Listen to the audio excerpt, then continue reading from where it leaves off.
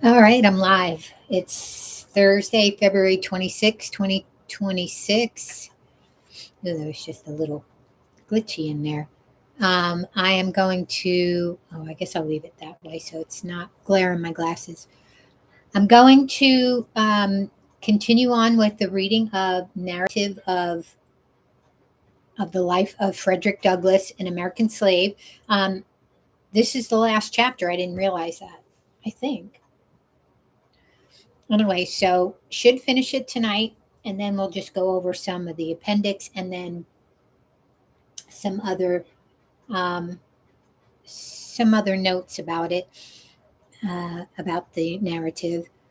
But I guess I should give a trigger warning that it is about slavery, and it's about Frederick Douglass during his time right before he escaped being a slave.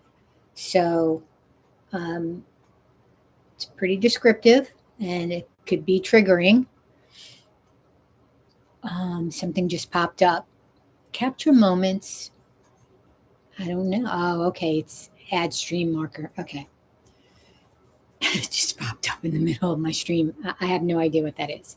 I have yet to explore all that I can do. I don't think there's much I can do if I live stream through YouTube Studio.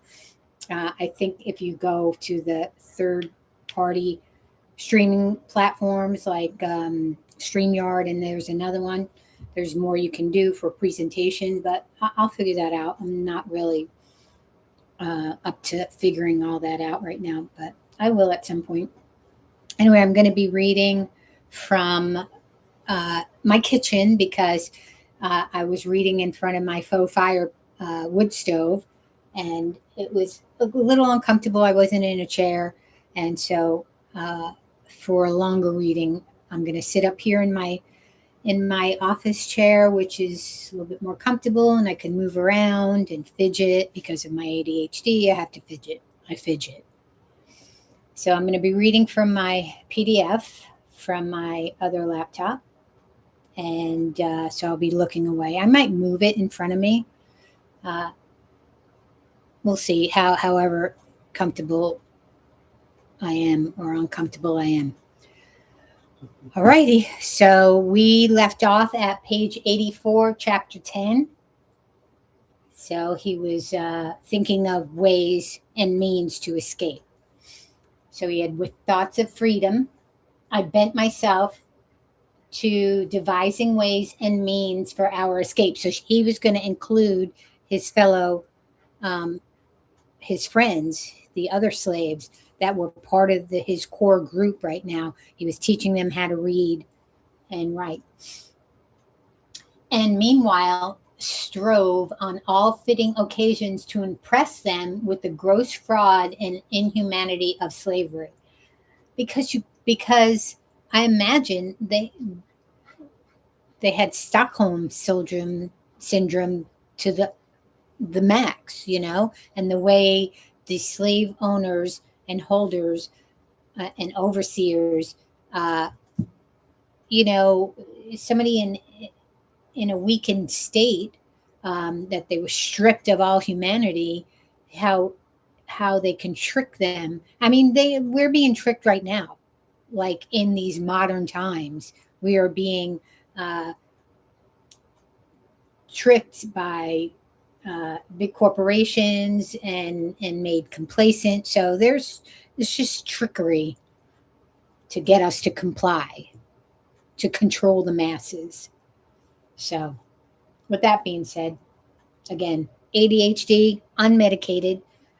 Been medicated for it on and off throughout my life, but I'm not a medication type person, so I will remain unmedicated unless, you know, sometimes you get the depression with the ADHD, and sometimes you may need a little help.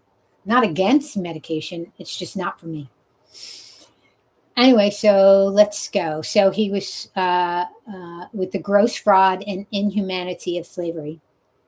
I went first to Henry, next to John, then to the others. I found in them all warm hearts and noble spirits.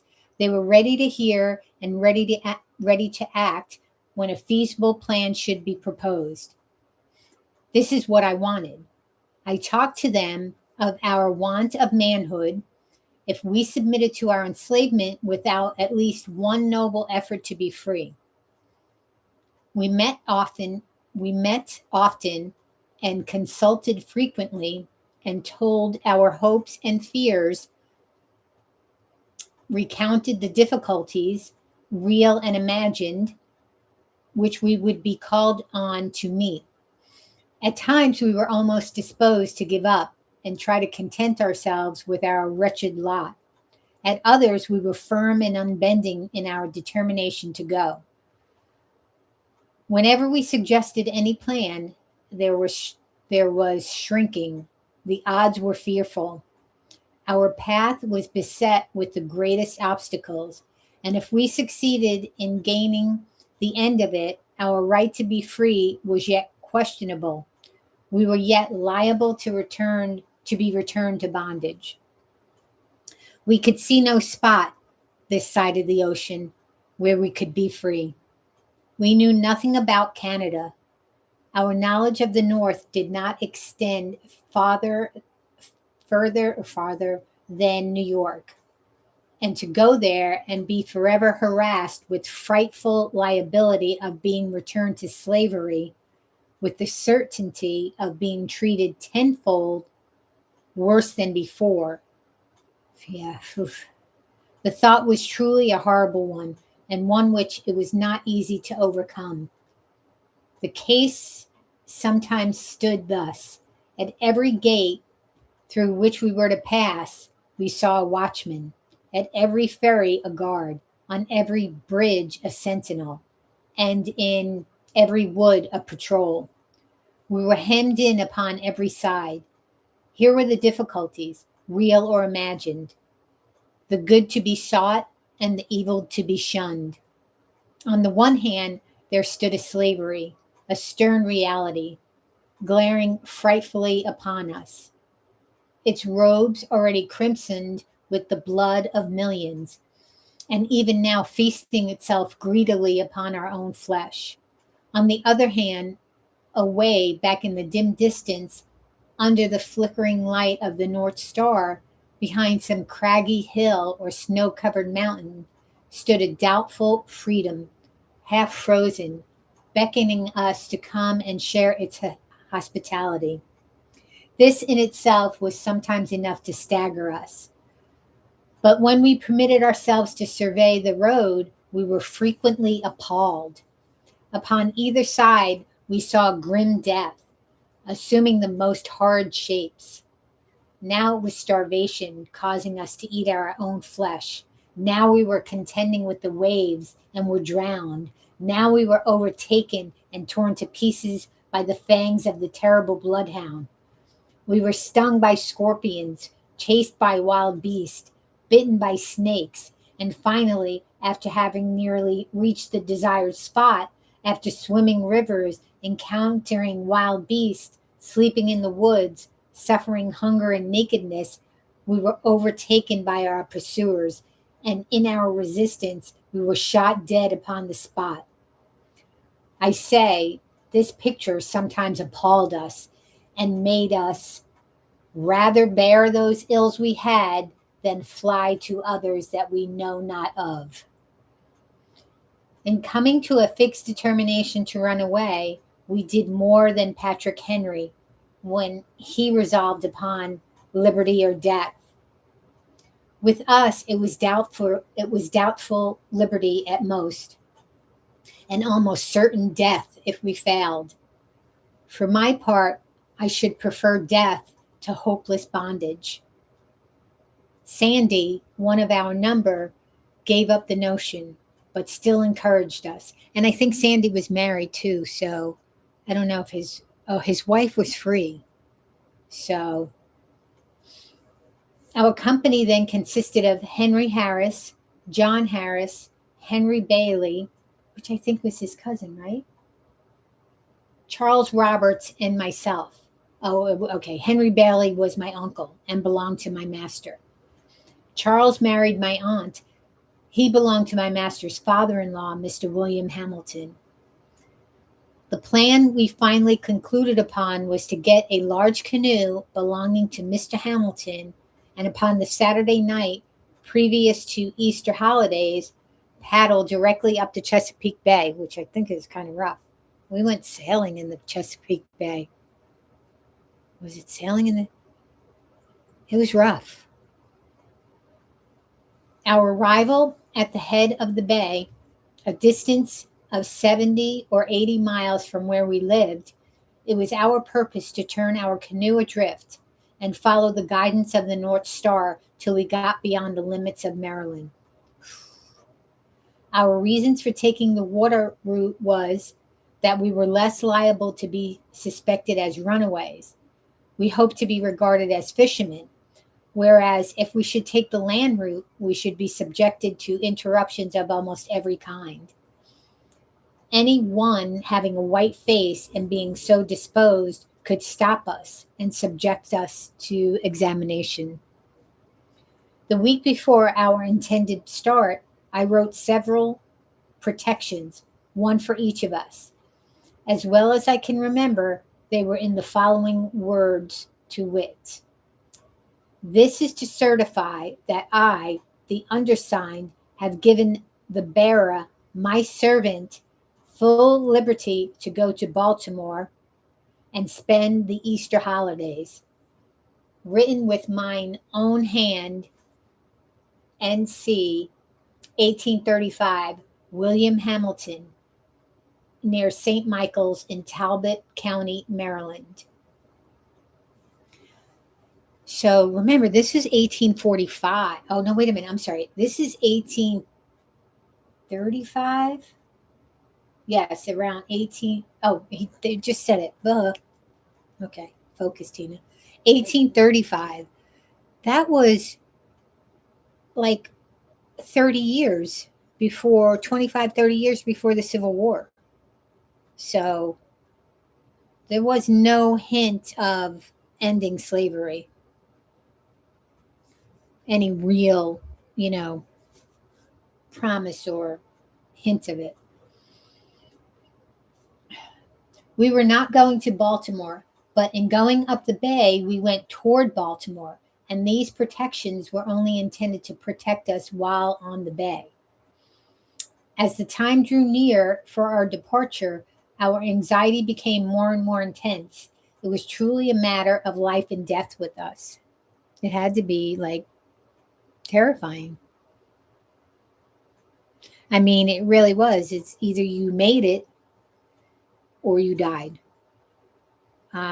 Whether you died from the elements, which would be preferable to dying from the hands of their pursuers, their slave holders, owners, because they would just torture them beyond torture. So,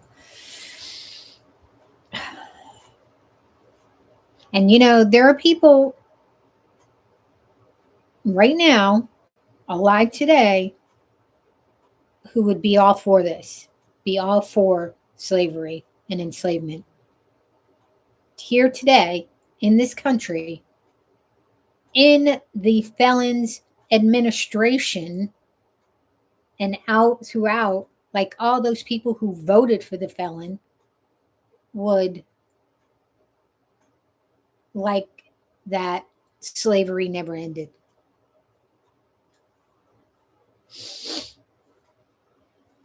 Just saying. As the time drew near for our departure, our anxiety became more and more intense. It was truly a matter of life and death with us.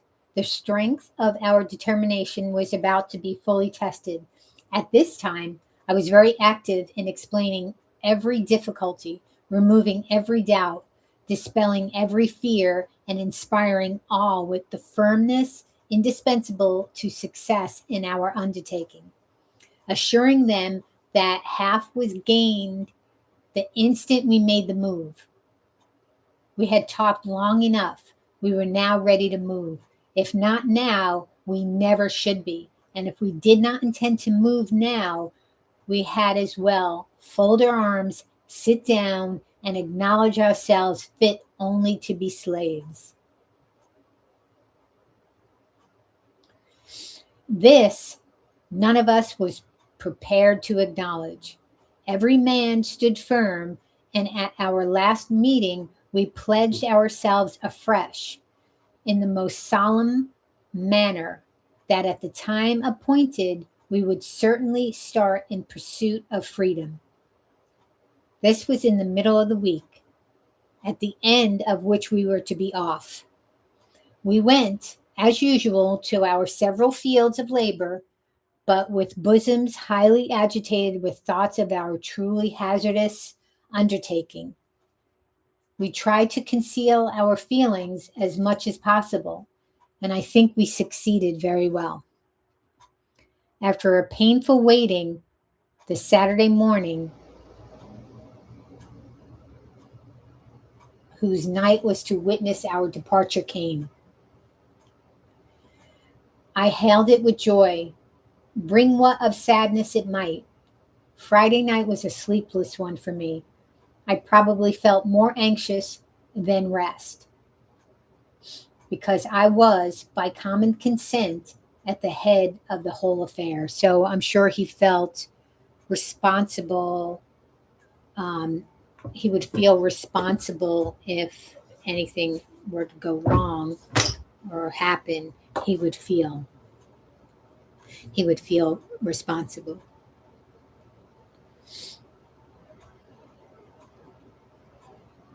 The responsibility of success or failure lay heavily upon me. So he was feeling it. The glory of the one and the confusion of the other were alike mine.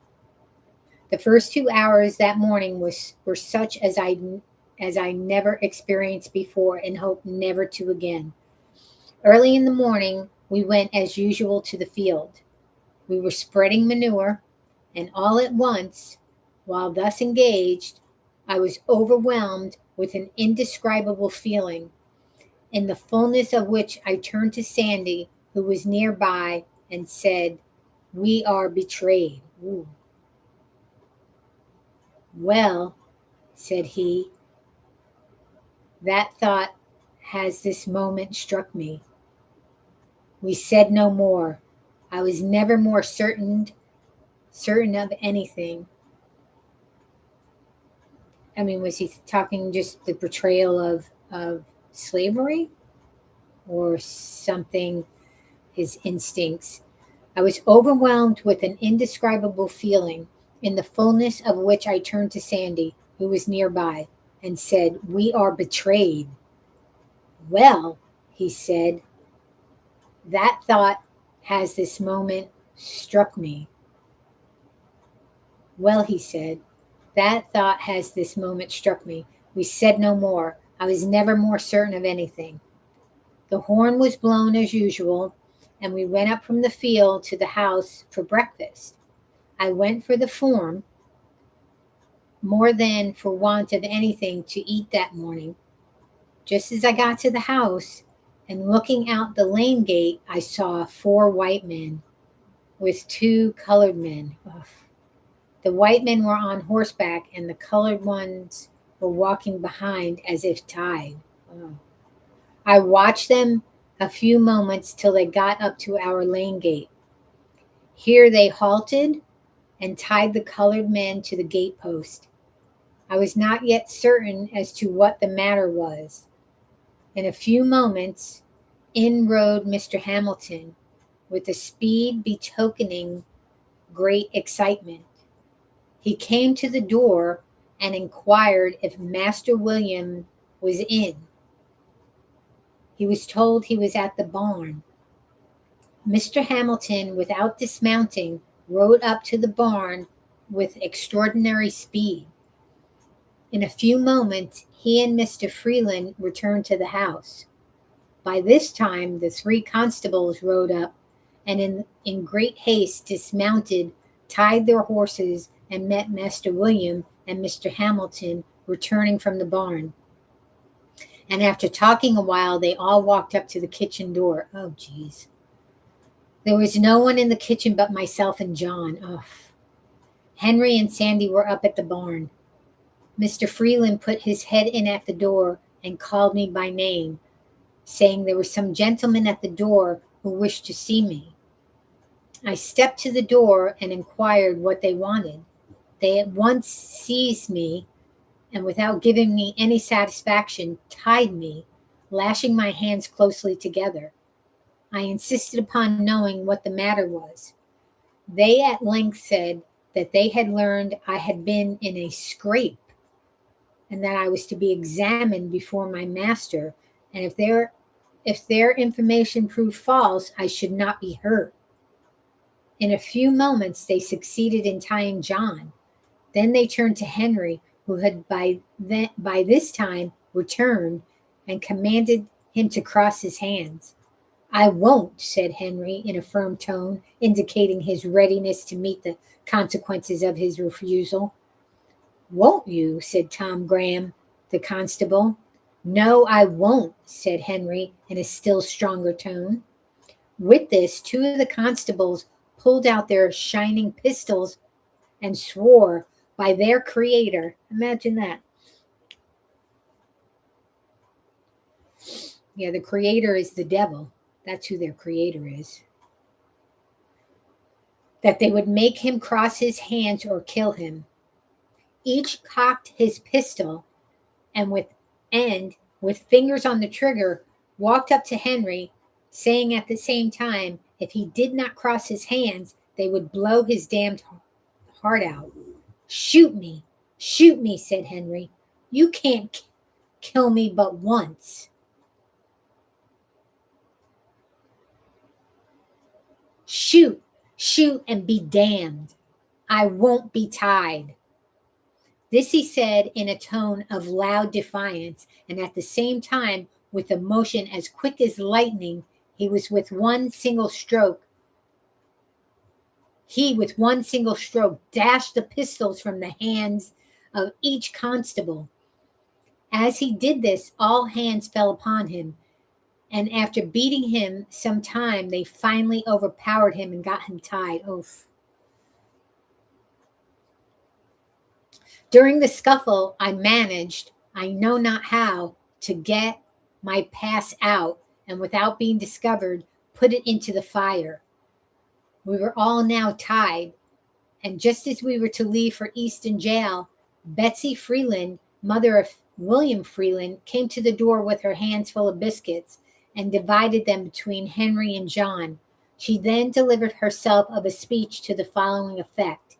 Addressing herself to me, she said, You devil, you yellow devil. It was you that put it into the heads of Henry and John to run away. But for you, you long-legged mulatto devil, Henry nor John would never have thought of such a thing. I made no reply and was immediately hurried off towards St. Michael's. Just a moment previous to the scuffle with Henry, Mr. Hamilton suggested the propriety of making a search for the protections which he understood Frederick had written for himself and the rest. But just as the moment he was about carrying his proposal into effect, his aid was needed in helping to tie Henry, and the excitement attending the scuffle caused them either to forget or to deem it unsafe under the circumstances to search. So we were not yet convicted of the intention to run away. When we got about halfway to St. Michael's, while the constables having us in charge were looking ahead, Henry inquired of me what he should do with his pass. I told him to eat it with his biscuit and own nothing, and we passed the word around. Own nothing, and own nothing, said we all. Our confidence in each other was unshaken. We were resolved to succeed or fail together after the calamity had befallen us as much as before. I wonder who the leak was. I wonder who the snitch was. Sandy?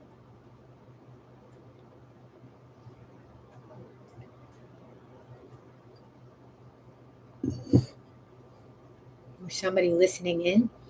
My glasses are all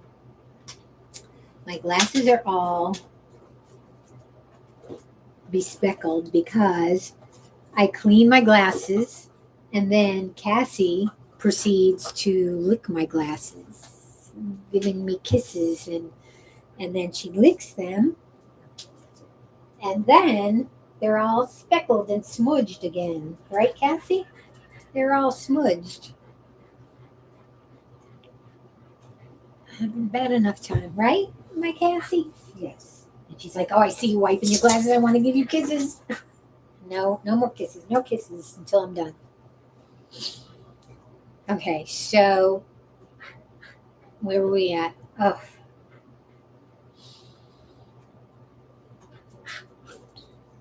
Our confidence in each other was unshaken. We were resolved to succeed or fail together after the calamity had befallen us as much as before. We were now prepared for anything. We were to be dragged that morning 15 miles behind horses and then to be placed in the Easton jail. When we reached St. Michael's, we underwent a sort of examination. We all denied that we ever intended to run away. We did this more to bring out the evidence against us than from any hope of getting clear of being sold. For, as I have said, we were ready for that. The fact was, we cared but little where we went, so we went together. Our greatest concern was about separation. We dreaded that more than anything this side of death. We found the evidence against us to be a testimony of one person. Our master would not tell who it was, but we came to a unanimous decision among ourselves as to who their informant was.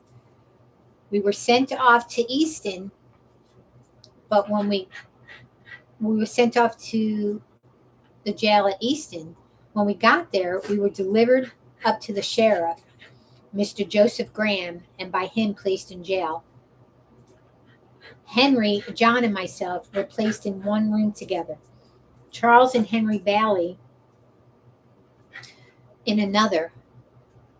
Their object in separating us was to hinder concert. So there was 4 of them, but I only thought 3 of them were going. I'm a little confused. Henry, John, and myself were placed in one room together. Charles and Henry Bailey in another. Their object to separating us was to hinder concert.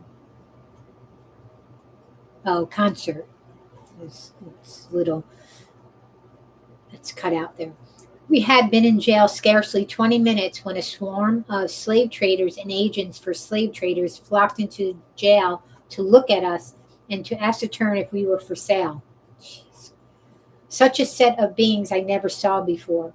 I felt myself surrounded by so many fiends from perdition. A band of pirates never looked more like their father, the devil.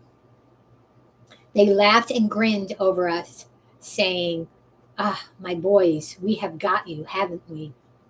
And after taunting us in various ways, they one by one went into an examination of us with intent to ascertain our value.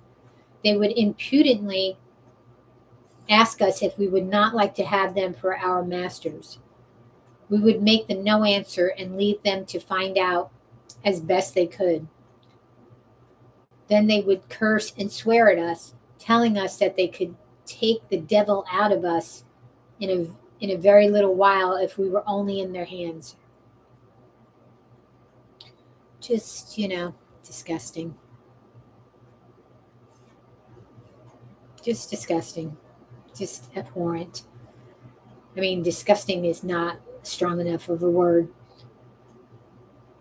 While in jail, we found ourselves in much more comfortable quarters than we expected when we went there.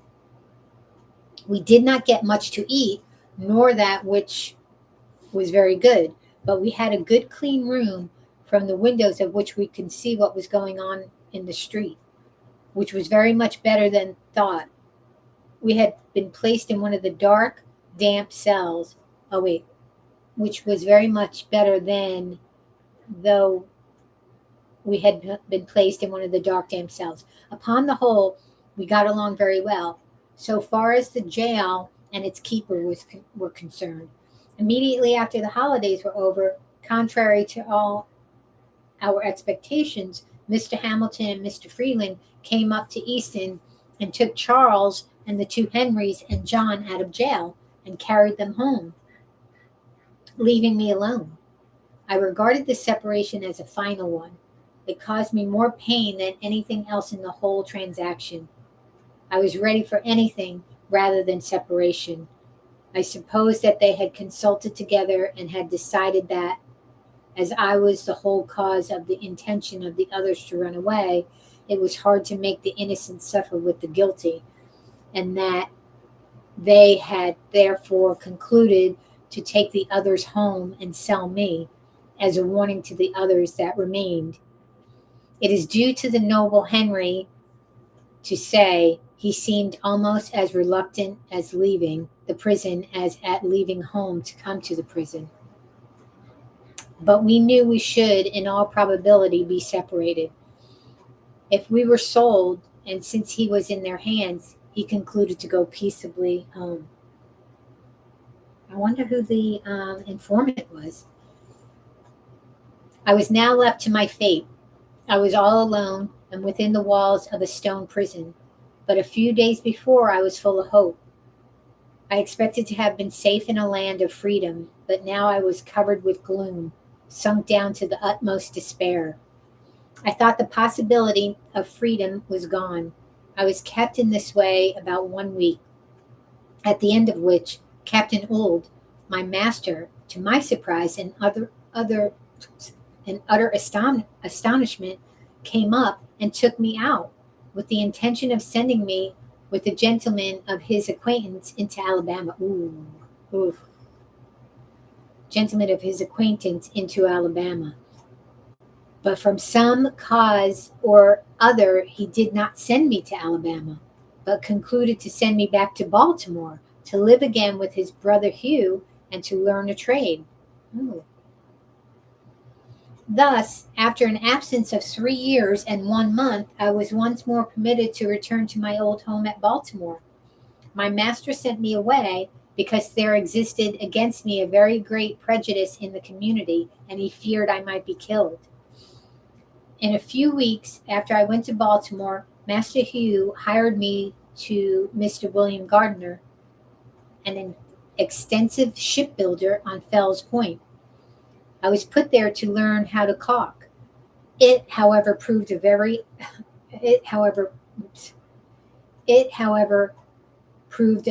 unfavorable place for the accomplishment of this object.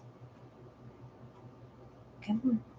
Mr. Gardner was engaged that spring in building 2 large man-of-war brigs professionally for the Mexican government. The vessels were to be launched, and in the July of that year, and in failure thereof, Mr. Gardner was to lose a considerable sum, so that when I entered, all was hurry. Okay. There was no time to learn anything. Every man had to do that which he knew how to do. In entering the shipyard, my orders from Mr. Gardner were to do whatever the carpenters commanded me to do. This was placing me at the beck and call of about 75 men. Oof. I was to regard all these as masters. Oh, geez. Their word was to be my law. My situation was a most trying one. At times I needed a dozen pair of hands. I was called upon a dozen ways in the space of every single minute. 3 or 4 voices would strike my ear at the same moment. It was, "Fred, come help me to cant this timber here. Fred, come carry this timber yonder. Fred, bring me that roller here. Fred, go get a fresh can of water. Fred, come help me saw off the end of this timber. Fred, go quick and get the crowbar. Fred, hold on the end of this fall. Fred, go to the blacksmith shop and get a new punch. Hurry, Fred, run and bring me a cold chisel. I say, Fred, bear a hand and get up a fire as quick as lightning under that steam box. Hallo, and I'm not saying that word. Come, turn this grindstone. Come, move, and I bows this timber forward. I say, Darky, blast your eyes. Oh, I hate that word too. Why don't you beat up some pitch or heat up some pitch? Hollow. Three voices at the same time. Come here, go there, hold on where you are. Damn you, if you move, I'll knock your brains out. Oh my God, that had to be a friggin' nightmare, right? My dad's name is Fred. We think that, he never went by Frederick, ever. He went by Fred or Freddie. And I have to look at his birth certificate because I have both. I have both his birth and death certificate. I don't think there might have been Frederick on there because at one point there was Frederick, but we just never called him Frederick. I'm sure he was called Frederick by, when he was in the Air Force. Well, actually, Hayes probably, but. Where are you? Damn you if you will knock your brains out. This was my school for 8 months, and I might have remained there. This was my school for 8 months, and I might have remained there longer, but for a most hard fight I had with 4 of the white apprentices, and in which my left eye was nearly knocked out, and I was horribly mangled in other respects. Oh. The facts in the case were these. Until a very little while after I went there, white and black ship carpenters worked side by side, and no one seemed to see any impropriety in it. All hands seemed to be very well satisfied. Many of the black carpenters were freemen. Things seemed to be going on very well. All at once, the white carpenters knocked off and said they would not work with free colored workmen. Their reason for this, as alleged, was that if free colored carpenters were encouraged, they would soon take the trade into their own hands, and poor white men would be thrown out of employment. And it's still happening now. And these goons and this felon goon administration, they laid off hundreds of black women.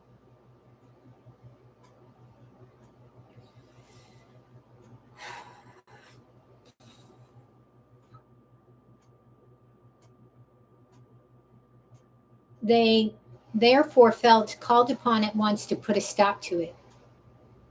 And taking advantage of Mr. Gardner's necessities, they broke off, swearing they would work no longer unless he would discharge his black carpenters.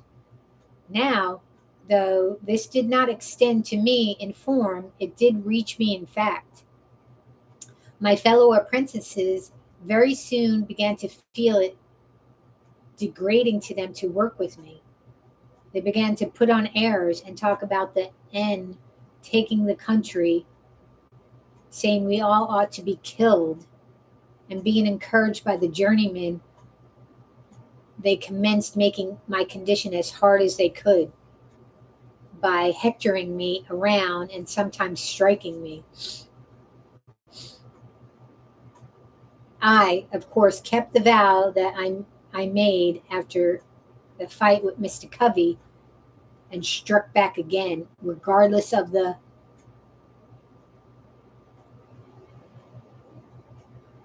I made after the fight with Mr. Covey and struck back again, regardless of the consequences.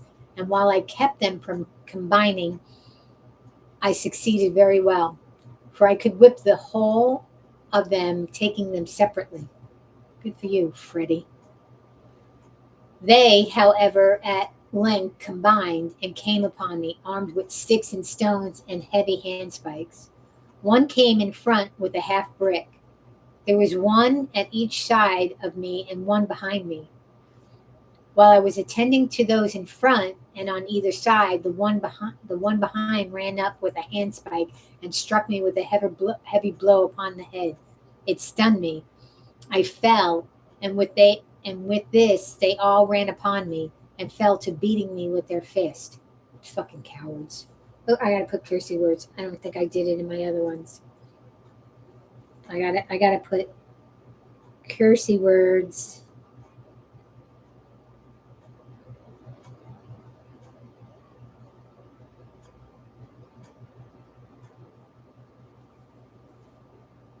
Um,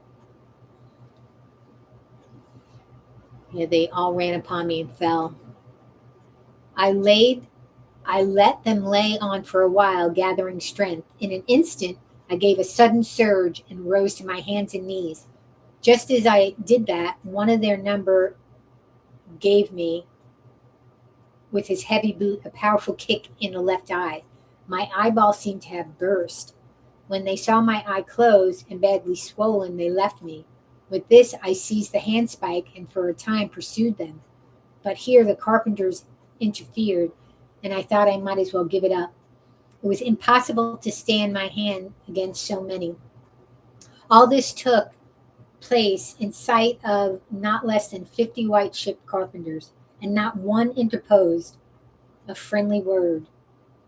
But some cried, "Kill the damn N! Kill him! Kill him!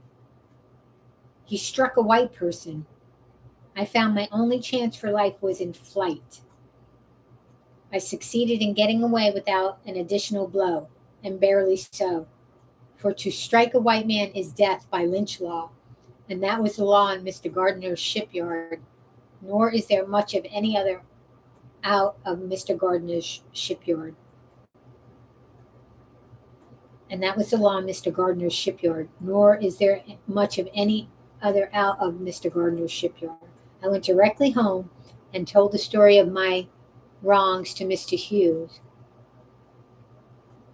to Master Hugh, and I am happy to say of him, irreligious as he was, his conduct was heavily compared with that of his brother Thomas under similar, heavenly. Oh, okay. His conduct was heavenly compared with that of his brother Thomas under similar circumstances. He listens. He listened attentively to my narration of the circumstances leading to the savage outrage, and gave many proofs of his strong indignation at it. The heart of my once overkind mistress was again melted into pity. My puffed out eye and blood covered face moved her to tears.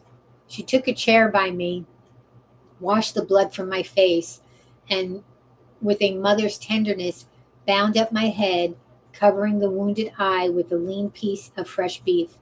It was almost compensation for my suffering to witness, once more, a manifestation of kindness from this, my once affectionate old mistress. Master Hugh was very much enraged. He gave expression to his feelings by pouring out curses upon the heads of those who did the deed. As soon as I got a little better, as soon as I got a little the better of my bruises, he took me with him to Esquire Walton's on Bond Street to see what could be done about the matter. Mr. Watson inquired who saw the assault committed. Master Hughes told him it was done in Mr. Gardner's shipyard at midday, where there were a large company of men at work.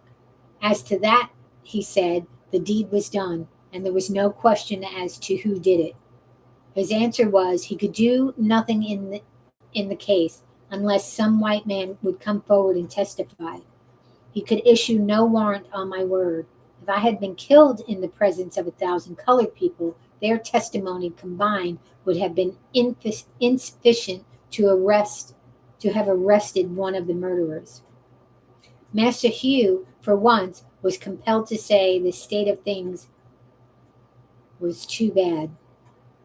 Of course, it was impossible to get any white man to volunteer his testimony on my behalf, in my behalf, and against the white young men. Even those who may have sympathized with me were not prepared to do this. It required a degree of courage unknown to them to do so. For just at that time, the slightest manifestation of humanity toward a colored person was denounced as abolitionism, and that name subjected its bearer to frightful liabilities. The watchwords of the bloody-minded in that region and in those days were "damn the abolitionist" and "damn the ends." There was nothing done, and probably nothing would have been done if I had been killed. Such was, and such remains, the state of things in the Christian city of Baltimore. Christian city of Baltimore. Master Hugh, finding he could get no redress, refused to let me go back again to Mr. Gardner. He kept me himself, and his wife dressed my wound till I was again restored to health. He then took me into the shipyard of which he was foreman in the employment of Mr. Walter Price.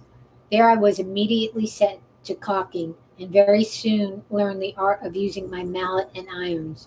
In the course of 1 year from the time I left Mr. Gardner's, I was able to command the highest wages given to the most experienced caulkers. I was now of some importance to my master. I was bringing him from $6 to $7 per week. Wow, that's a fortune back in those days. I was bringing him $6 to $7. I sometimes brought him $9 per week. My wages were $1.50 a day. After learning how to caulk, I sought my own employment and made my own contracts and collected the money which I earned. My pathway became much more smooth than before. My condition was now more comfortable. When I could get no caulking to do, I did nothing. During these leisure times, those old notions about freedom would steal over me again. When in Mr. Gardner's employment, I was kept in such a perpetual whirl of excitement, I could think of nothing, scarcely but my life. And in thinking of my life, I almost forgot about my liberty. I have observed this in my experience of slavery, that whenever my condition was improved, instead of its increasing my contentment, it only increased my desire to be free, and set me to thinking of plans to gain my freedom. I have found that to make a contented slave, it is necessary to make a thoughtless one. It is necessary to darken his moral and mental vision, and as far as possible, to annihilate the power of reason. Yeah, and yeah. He must be able to detect no inconsistencies in slavery. He must be made to feel that slavery is right, and he can be brought to that only when he ceases to be a man. I was now getting, as I have said, $1.50 per day. I contracted for it. I earned it, and it was paid to me. It was rightfully my own. Yet, upon each returning Saturday night, I was compelled to deliver every cent of that money to Master Hugh. And why? Not because he earned it, not because he had any hand in it, in earning it, not because I owed it to him, nor because he possessed the slightest shadow of a right to it, but solely because he had the power to compel me to give it up. The right of the grim-visioned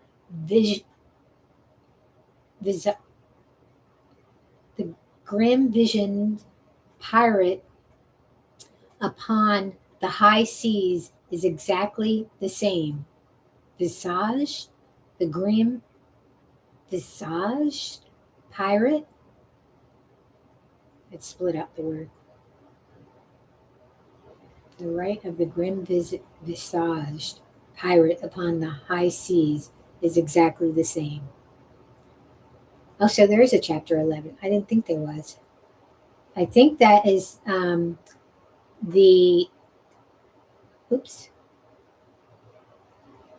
last chapter. So I'm going to take a break, take a drink, and look up visaged. Visage is an adjective meaning having a face or a facial expression of a specific kind, typically used in combination grim visaged to describe a person's countenance or look, originating in Middle English from the word visage, face, It describes appearance or facial expression. Okay. I mean, it's not. It's to me, it's old. It's old English, but yeah. So the grim visage, which is the pirate, having a face or visage as specified. Because I never heard that word. Let's go to. Is this Juan?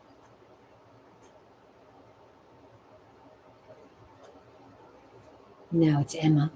I like my Juan. My Visaged. Oh, visaged. Okay, it's not visage. Visaged. Okay. Visaged. My Julian Miguel. Julian Miguel.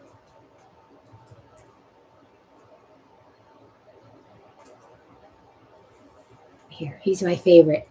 I follow him. You are looking at Julian's pronunciation guide, where we look at how to pronounce better some of the most mispronounced words in the world, like this other curious word. But how do you say what you're looking for today? Let's learn how to pronounce this word from French. And in French, I believe that's the word that also exists in English. But how do you say it in French? It means face. Face. In French. Visage is the French pronunciation. Visage. Visage. Visage. Here are more videos on how to pronounce more confusing. Thank you, Julian Miguel. Yeah, and I should know that because until the age of 10, I spoke and understood French because my grandmother, who was French and did not speak English, you will learn from I come from. So she did not speak English, only French. So that was the only way to communicate. And when you're younger, it was easy, natural to speak and understand. And then she passed when I was 10, and we never used it again, which is just a sad state of affairs. Visage, visage, visage. All right, still need a break.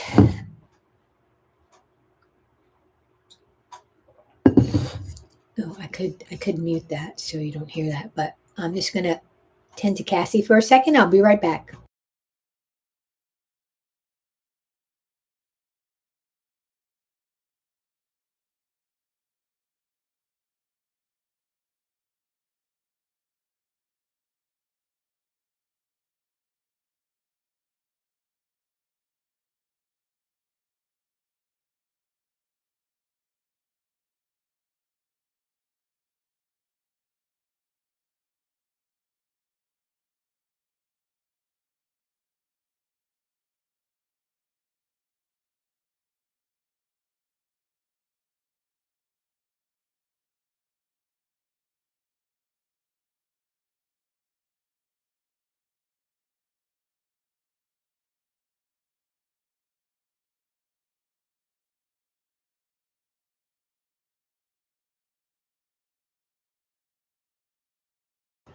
There we go. There we go. You okay? Huh?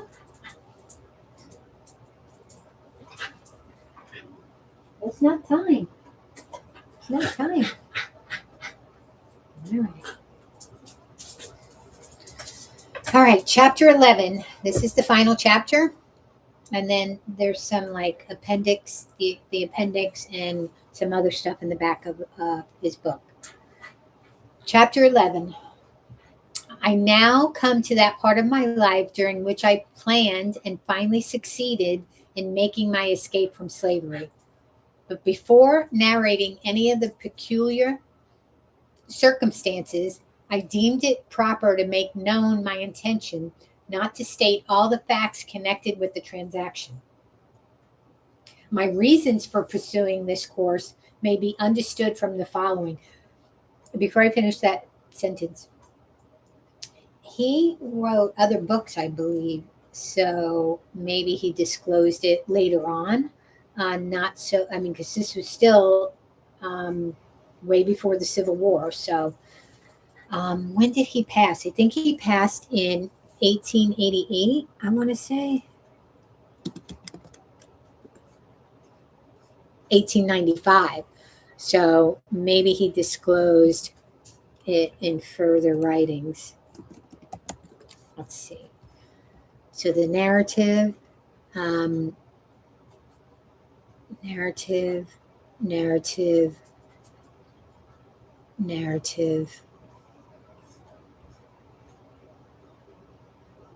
my bondage. So there might be, I'm not really seeing, I'm seeing other books.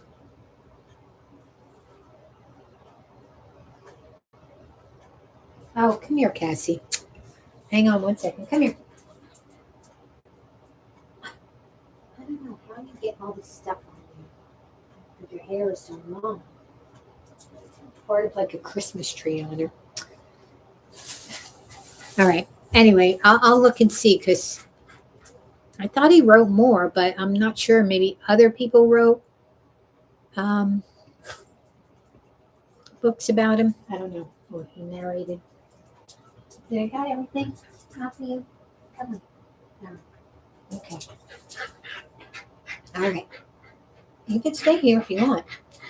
All right. So, sorry.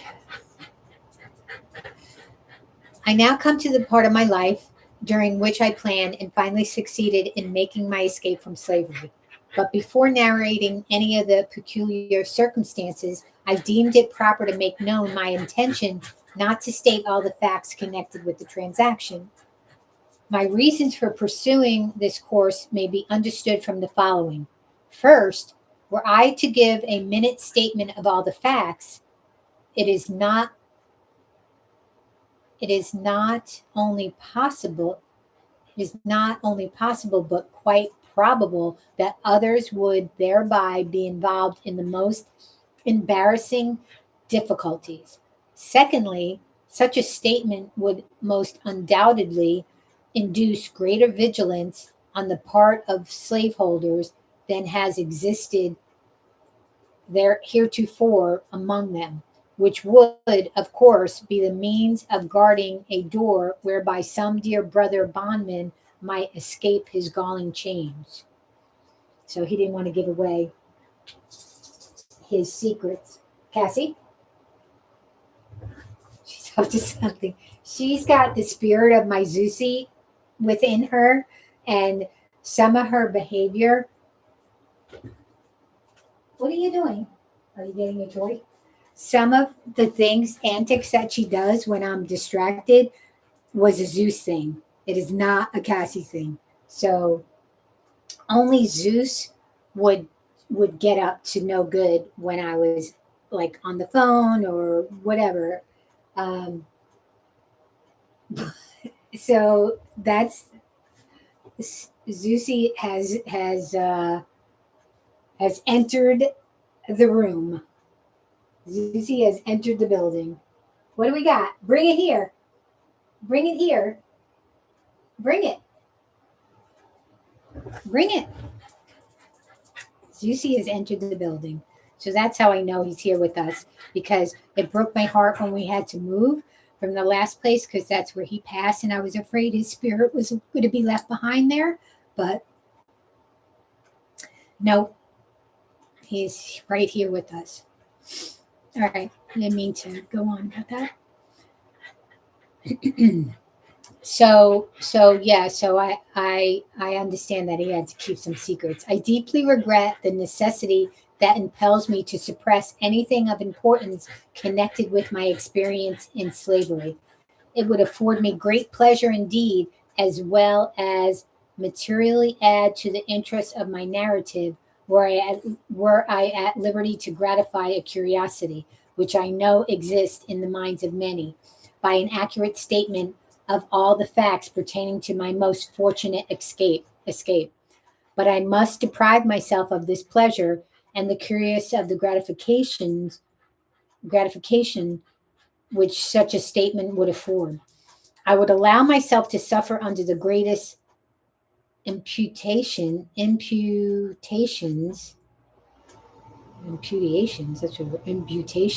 which evil-minded men might suggest, rather than exculpate myself and thereby run the hazard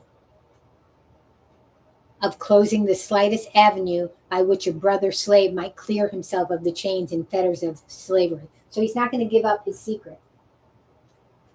Cassie, what are you doing? Come over here. You are being a little bitch pot. I know Zeusie's in there. I know he's in there. I know he's in there. I know you're in there, Zeusie, causing all kinds of havoc.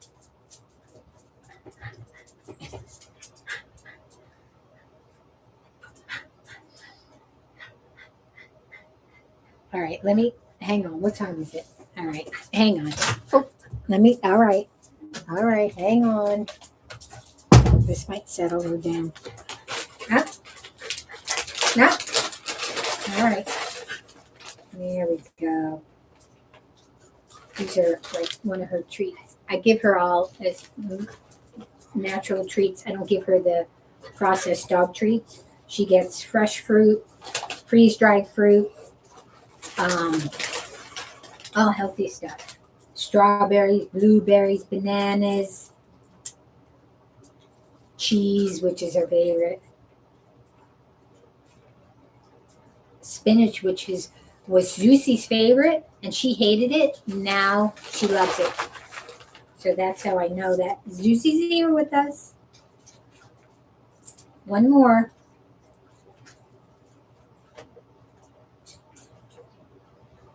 Delicious. All right. All right, that's it. Okay, let me finish the book.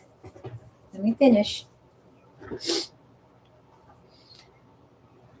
All right, so he's not going to give up his secrets, which is, a good plan. Maybe I wonder if later on in his life he did after it ended. Well, didn't really end, but after the end of the Civil War. I have never approved of the very public manner in which some of our Western friends have conducted what they call the Underground Railroad, but which I think, by their own declarations, has been made most emphatically the Upper Ground Railroad. I honor those good men and women for their noble daring and applaud them for their willingly subjecting themselves to bloody persecution by openly avowing their participation in the escape of slaves. I, however, can see very little good resulting from such a course, either to themselves or the slaves escaping. While upon the other hand,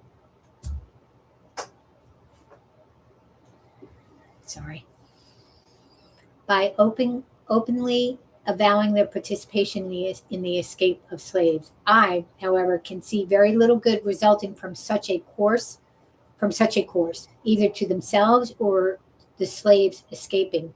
While upon the other hand, I see and feel assured that those open declarations are a positive evil to the slaves remaining who are seeking to escape.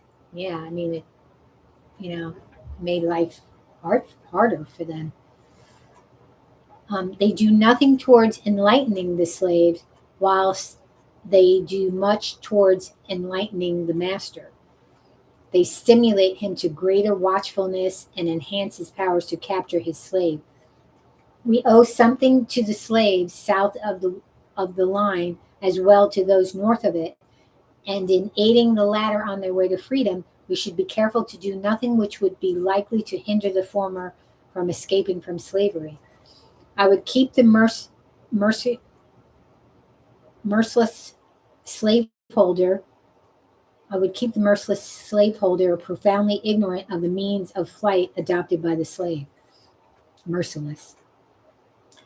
I would leave him to imagine himself surrounded by myriads of invisible tormentors, ever ready to snatch from his infernal grasp his trembling prey.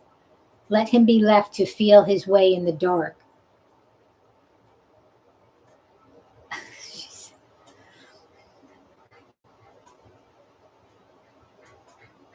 Thank you, Cassie. Let him be left to feel his way in the dark.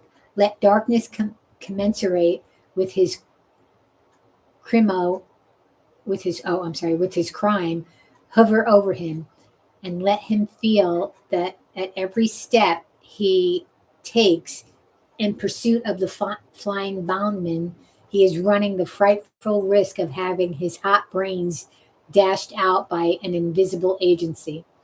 Let us render the tyrant no aid. Let us not hold the light by which he can trace the footprints of our flying brother.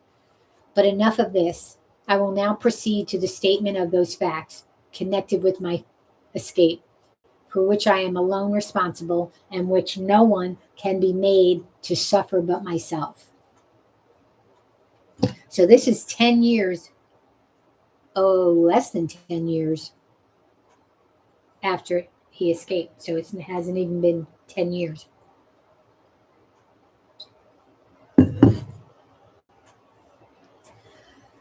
All right, I'm just watching my dog just get into all kinds of trouble. Okay, she's laid down. All right.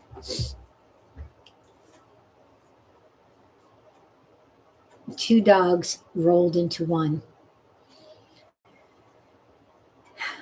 In the early part of the year 1838, I became quite restless. I could see no reason why I should, at the end of each week, pour the reward of my toil into the purse of my master. Oh, that just sucks so bad. I mean, everything about this. When I carried to him my weekly wages, he would, after counting the money, look at me in the face with a robber-like fierceness and ask, "Is this all?" Oof. He was satisfied with nothing less than the last cent. He would, however, when I made him $6, sometimes give me 6 cents to encourage me. It had the opposite effect. I regarded it as sort of an admission to my right to, I can't, that word is like, oh, the whole thing is like whited out. Because they digitally scan this, so there's a lot of markings on the page. Let's see if I could kind of see. I regarded it as sort of admission to the right of my will. I don't know what that says. The fact that he gave me any part of my wages was proof to my mind that he believed me entitled to, I think, none of them. Entitled to him the whole of them. I always felt worse for having received anything, for I feared that the giving me a few cents would ease his conscience and make him feel himself to be a pretty honorable sort of robber. My discovered my discoverment,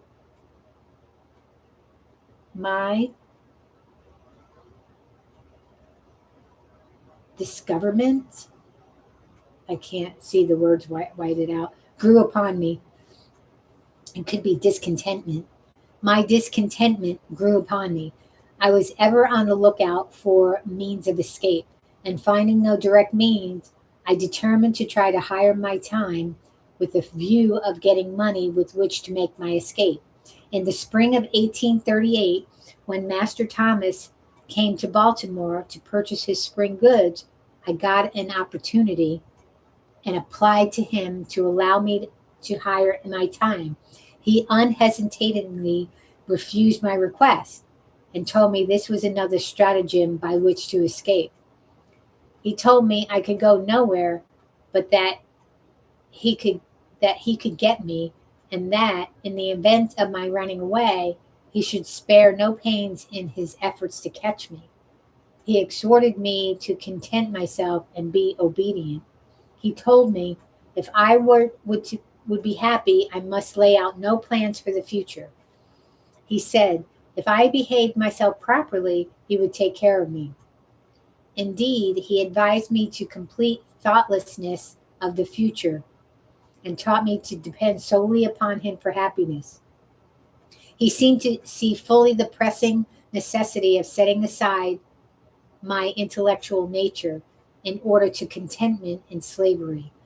But in spite of him, and even in spite of myself, I continued to think, and to think about the injustice of my enslavement and the means of escape. About 2 months after this, I applied to Master Hugh for the privilege of hiring my time. He was not acquainted with the fact that I applied to Master Thomas and had been refused. He, too, at first seemed disposed to refuse, but after some reflection, he granted me the privilege and proposed the following terms. I was to be allowed all my time, make all contract with those for whom I worked, and find my own employment, and in return for this liberty, I was to pay him $3 at the end of each week and find myself in caulking tools and in board and clothing. My board was $2.50 per week. This, with the wear and tear of clothing and caulking tools, made my regular expenses about $6 per week. This amount I was compelled to make up or relinquish the privilege of hiring my time. Rain or shine, work or no work, at the end of each week, the money must be forthcoming, or I must give up my privilege. This arrangement, it would be perceived, was decidedly in my master's favor. It relieved him of all need of looking after me. His money was sure. He received all the benefits of slaveholding without its evils, while I endured all the evils of a slave and suffered all the care and anxiety of a freeman. I found it a hard bargain, but hard as it was, I thought it better than the old mode of getting along. It was a step towards freedom to be allowed to bear the responsibilities of a freeman, and I was determined to hold on upon it. I bent myself to the work of making money. I was ready to work at night as well as day, and by the most untiring perseverance and industry, I made enough to meet my expenses and lay up a little money every week. I went on thus from May till August. Master Hugh then refused to allow me to hire my time longer. The ground for his refusal was a failure on my part one Saturday night to pay him for my week's time.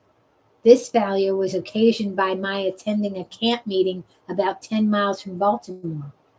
During the week, I had entered into an engagement with a number of young friends to start from Baltimore to the campground early Saturday evening, and being detained by my employer, I was unable to get down to Master Hugh's without disappointing the company. I knew that Master Hugh was in no special need of the money that night. I therefore decided to go to camp meeting, and upon my return, pay him the $3. Oh, that sucks. Now I'm a little confused on who he's under. Like, I know he has a main master, but then there's the family ties to where they loan the slaves out to family members and rent them out or whatever the hell that they were doing. So I'm a little confused on exactly like who's taking his money. I guess Master Hughes, but anyway, it's a little confusing. I got a little lost, I guess. I therefore decided to go camp meeting, and upon my return, pay him the $3. I stayed at the camp meeting one day longer than I intended when I left. But as soon as I returned, I called upon him to pay him what he considered his due. I found him very angry. He could scarce restrain his wrath. He said he had great mind to give me a severe whipping. He wished to know how I dared go out of the city without asking his permission. I told him I hired my time, and while I paid him the price which he asked for it, I did not know that I was bound to ask him when and where I should go. This reply troubled him, and after reflecting a few moments, he turned to me and said I should hire my time no longer. The next thing he should know of, I would be running away. Upon the same plea, he told me to bring my tools and clothing home forthwith. I did so, but instead of seeking work, As I had been accustomed to do previously to hiring my time, I spent the whole week without the performance of a single stroke of work. I did this in retaliation. Saturday night, he called upon me as usual for my week's wages. I told him I had no wages, had done no work that week. Here we were upon the point of coming to blows. He raved and swore his determination to get hold of me. I did not allow myself a single word, but was resolved. If he laid the weight of his hand upon me, it should be blow for blow. He did not strike me, but told me that he would find me in constant employment in future. I thought the matter over during the next day, Sunday, and finally resolved upon the third day of September as the day upon which I would make a second attempt to secure my freedom. I now had 3 weeks during which to prepare for my journey. Early on Monday morning, before Master Hugh had time to make any engagement for me, I went out and got employment of Mr. Butler at his shipyard near the drawbridge upon which is called the City Block, thus making it unnecessary for him to seek employment for me. At the end of the week, I brought him $8 and $9. He seemed very well pleased and asked me why I did not do the same the week before. He little knew what my plans were. My object in working steadily was to remove any suspicion he might entertain of my intent to run away, and in this I succeeded admirably.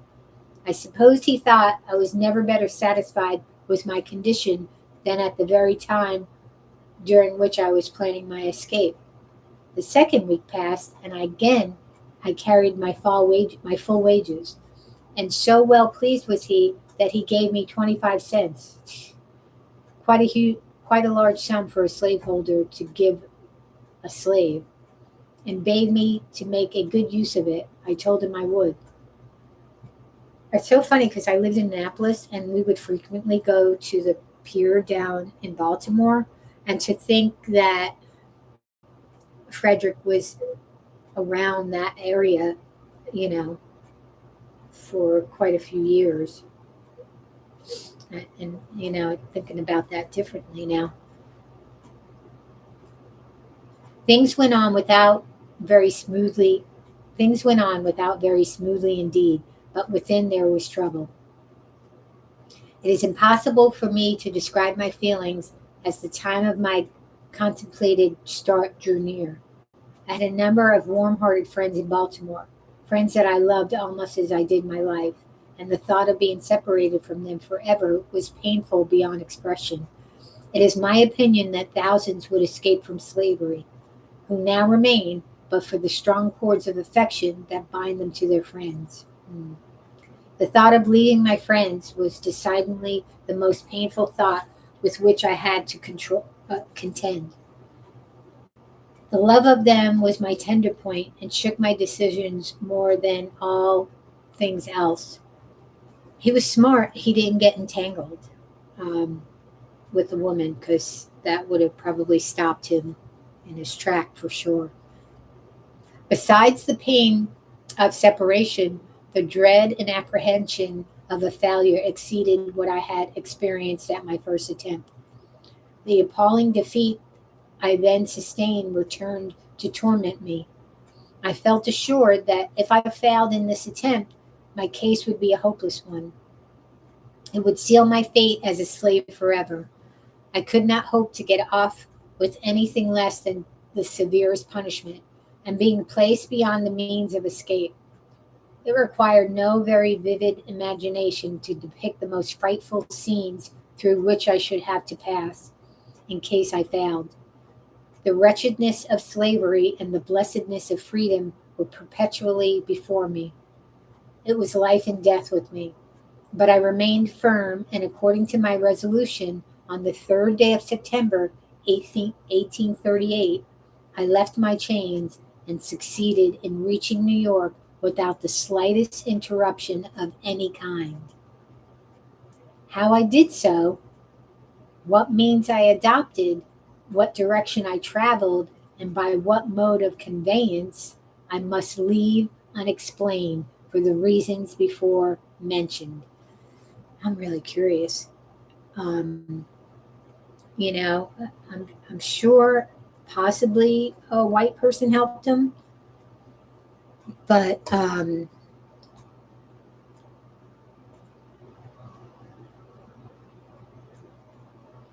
but I don't know. Maybe there's some more writings that he spoke about how he exactly got out. I'll have to research it.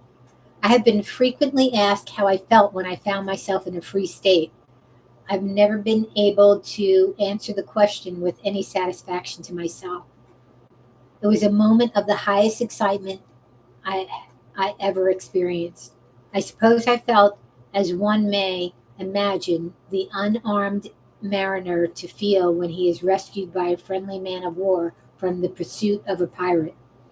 In writing to a dear friend immediately after my arrival at New York, I said I felt like one who had escaped a den of hungry lions.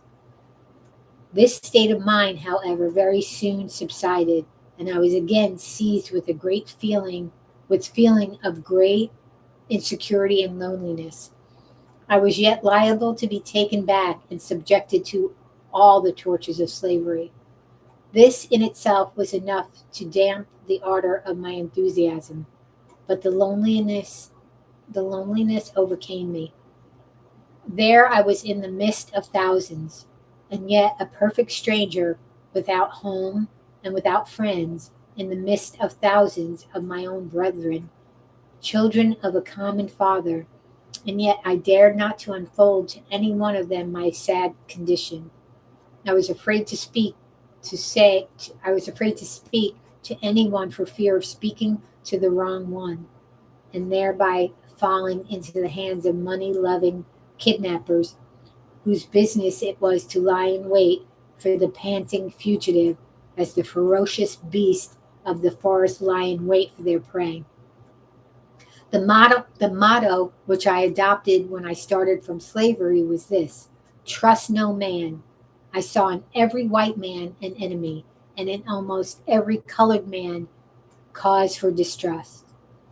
It was a most painful situation, and to understand it, one must needs experience it, or to imagine himself in similar circumstances. Well, then it maybe wasn't a white person because, yeah, I don't know. We'll have to dig deep. Let him be a fugitive slave in a strange land, a land given up to be the hunting ground for slaveholders. Yeah, because they were allowed to hunt for escaped slaves. There was no slavery, but they were allowed to hunt for escaped slaves, whose inhabitants are legalized kidnappers, where he is every moment subjected to the terrible liability of being seized upon by his fellow men, at the hideous crocodile seizes upon his prey, as the hideous crocodile seizes upon his prey. I say, let him place himself in my situation, without home or friends, without money or credit, wanting shelter and no one to give it, wanting bread and no money to buy it. And at the same time, let him feel that he is pursued by merciless manhunters, and in total darkness as to what to do, where to go, or where to stay, perfectly helpless both as to the means of defense and means of escape. In the midst of plenty, yet suffering the terrible gnawings of hunger. In the midst of houses, yet having no home. Among fellow men, yet feeling as if in the midst of wild beasts, whose greediness to swallow up the trembling and half famished fugitive is only equaled by that with which the monsters of the deep swallow up the helpless fish upon which they subsist. I say, let him be placed in this most trying situation. the situation in which I was placed. Then, and not till then, will he fully appreciate the hardships of and know how to sympathize with the toil worn and whipped, scarred fugitive slave. They'll never know. No one who has not experienced any of this or anything adjacent to this will ever know. Thank heaven I remained but a short time in this distressed situation. I was relieved from it by the humane hand of Mr. David Ruggles, whose vigilance, kindness, and perseverance I shall never forget. I am glad of an opportunity to express, as far as words can, the love and gratitude I bear him. Mr. Ruggles is now afflicted with blindness and is himself in need of the same kind offices with which he once so forward in the performance of toward others. I had been in New York but a few days when Mr. Ruggles sought me out and very kindly took me to his boarding house at the corner of Church and L'Esplanade Streets. Oh, I wonder where that's at. Mr. Ruggles, because I lived on Church Avenue. Mr. Ruggles was then very deeply engaged in the memorable Darg case, as well as attending to a number of other fugitive slaves, devising ways and means for their successful escape. And though watched and hemmed in on almost every side, he seemed to be more than a match for his enemies. So a white person might have helped him. I don't know. Now that's stuck in my head. Very soon after I went to Mr. Ruggles, he wished to know of me where I wanted to go, as he deemed it unsafe for me to remain in New York. I told him I was a caulker and should like to go where I can get work. I thought of going to Canada, but he decided against it, and in favor of my going to New Bedford, thinking I should be able to get work there at my trade. At this time, Anna, my intended wife, came on. So Anna, she was free. I changed my name from Frederick Bailey to that of Johnson. Okay, that was a little asterisk. Came on, for I wrote to her immediately after my arrival at New York, notwithstanding my homeless, houseless, and helpless condition, informing her of my successful flight and wishing her to come on forthwith. In a few days after her arrival, Mr. Ruggles called in the Reverend J.W.C. Pennington, who, in the presence of Mr. Ruggles, Mrs. Michaels, and 2 or 3 others, performed the marriage ceremony and gave us a certificate of which the following is an exact copy. This may certify that I joined together in holy matrimony Frederick Johnson and I already read that. So the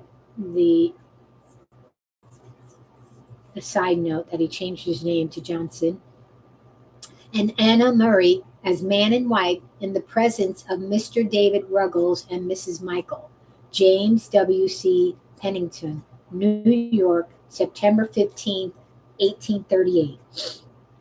Upon receiving this certificate and a $5 bill from Mr. Ruggles, I shouldered one part of our baggage, and Anna took up the other, and we set out forthwith to take passage on board the steamboat John W. Richmond for Newport on our way to New Bedford. Yeah, New Bedford is isn't that port in Massachusetts? It was like a really popular port. I mean, the town was kind of decimated, I think, because the industry, but it was a flourishing port.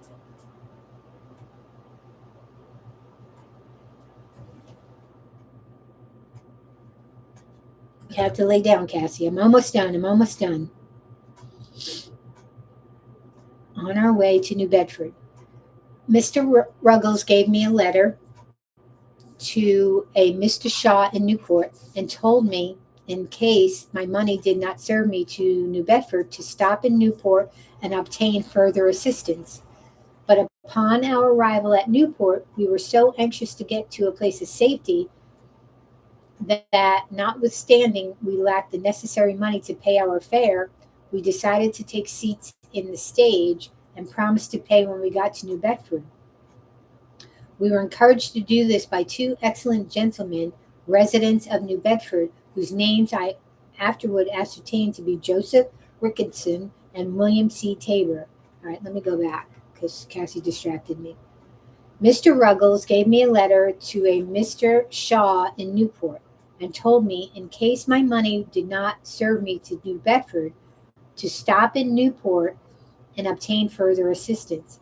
But upon our arrival at Newport, we were so anxious to get to a place of safety that, notwithstanding we lacked the necessary money to pay our fare, we decided to take seats in the stage and promised to pay when we got to New Bedford.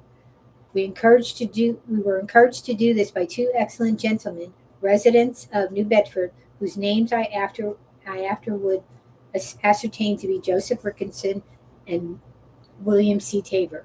They seemed at once to understand our circumstances and gave us such assurance of their friendliness as put us fully at ease in their presence. It was good indeed to meet with such friends at such a time. Upon reaching New Bedford, we were directed to the house of Mr. Nathan Johnson, by whom we were kindly received and hospitably provided for. Both Mr. and Mrs. Johnson took a deep and lively interest in our welfare.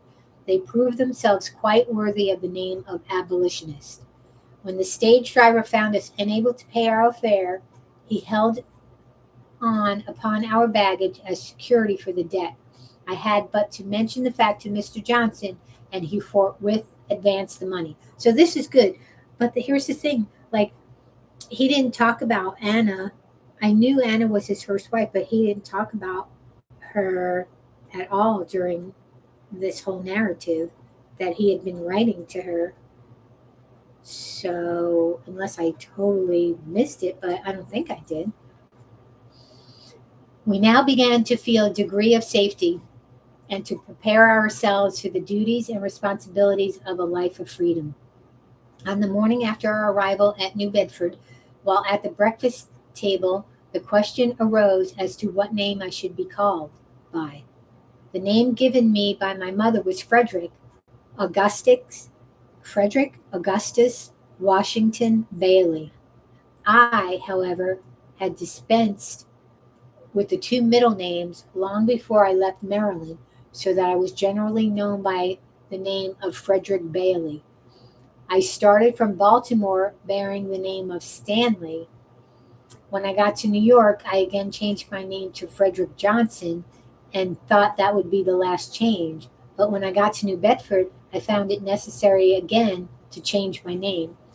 The reason of this necessity was that there were so many Johnsons in New Bedford, it was already quite difficult to distinguish between them. I gave Mr. Johnson the privilege of choosing me a name, but told him he must not take from me the name of Frederick. I must hold on to that to preserve a sense of my identity. Mr. Johnson had just been reading The Lady of the Lake and at once suggested that my name be Douglas. From that time until now, I have been called Frederick Douglass. And as I am more widely known by that name than either of the others, I shall continue to use it as my own. I was quite disappointed at the general appearance of things in New Bedford. The impression which I had received respecting the character and condition of the people of the North I found to be singularly erroneous. I had very strangely supposed, while in slavery, that few of the comforts and scarcely any of the luxuries of life were enjoyed at the North, compared with what were enjoyed by the slaveholders of the South. I probably came to this conclusion from the fact that Northern people owned no slaves. I suppose that they were about All right, I got to read that whole paragraph again. I was quite disappointed at the general appearance of things in New Bedford. Yeah, I think New Bedford's messy. I don't know what it's, if it's a ship town, I think it would be, stinky back in the day. Anyway, just a brief little snippets of history I know of New Bedford. And forgive me if I'm wrong. I was quite disappointed at the general appearance of things in New Bedford. The impression which I had received respecting the character and condition of the people of the North, I found to be singularly erroneous. I had very strangely supposed, while in slavery, that few of the comforts and scarcely any of the luxuries of life were enjoyed at the North compared with what was enjoyed by the slaveholders of the South. I probably came to this conclusion from the fact that Northern people owned no slaves. I suppose that they were about upon a level with non-slave holding population of the South. I knew they were exceedingly poor. I had been accustomed to regard their poverty as the necessary consequence of their being non-slaveholders. I had somehow imbibed the opinion that in the absence of slaves there could be no wealth and very little refinement. And upon coming to the North, I expected to meet with a rough, hard-handed, and uncultivated population living in the most Spartan-like simplicity, knowing nothing of the ease, luxury, pomp, and grandeur of Southern slaveholders. Such being my conjectures, any one acquainted with the appearance of New Bedford may very readily infer how palpably I must have seen my mistake. Okay. I know it was booming back then. I think it was booming and wealthy, right?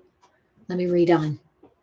In the afternoon of the day when I reached New Bedford, I visited the wharves,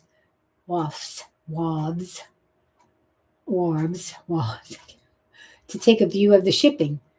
Here I found myself surrounded with the strongest proofs of wealth. Lying at the wharves and riding in the stream, I saw many ships of the finest model, in the best order, and of the largest size. Upon the right and left, I was walled in by granite warehouses of the widest dimensions, and stowed to their utmost capacity with the necessaries and comforts of life.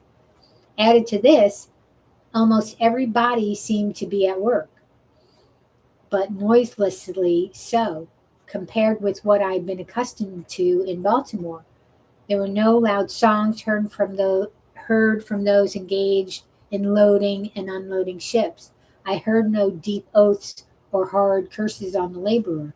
I saw no whipping of men, but all seemed to go smoothly on. Every man appeared to understand his work and went at it with a somber yet cheerful earnestness, which betokened the deep interest which he felt in what he was doing, as well as his sense of his own dignity as a man. To me, this looked exceedingly strange because it was a booming place. So I think it was a wealthy place, but then, the industry took a turn, and so now I think it's downtrodden. I believe. I stand corrected if not, but I think it is. From the wharves, I know I'm saying that wrong because I know it's wharf. I think it's my Brooklynese. Okay, just checking on Cassie. I strolled around and over the town, gazing with wonder and admiration at the splendid churches, beautiful dwellings, and finely cultivated gardens, evincing an amount of wealth, comfort, taste, and refinement such as I had never seen in any part of slaveholding Maryland. Every look Everything looked clean, new, and beautiful. I saw few or no dilapidated dilapidated houses with poverty-stricken inmates, no half-naked children and barefooted women, such as I had been accustomed to see in Hillsborough, Easton, St. Michael's, and Baltimore. The people looked more able, stronger, healthier, and happier than those of Maryland.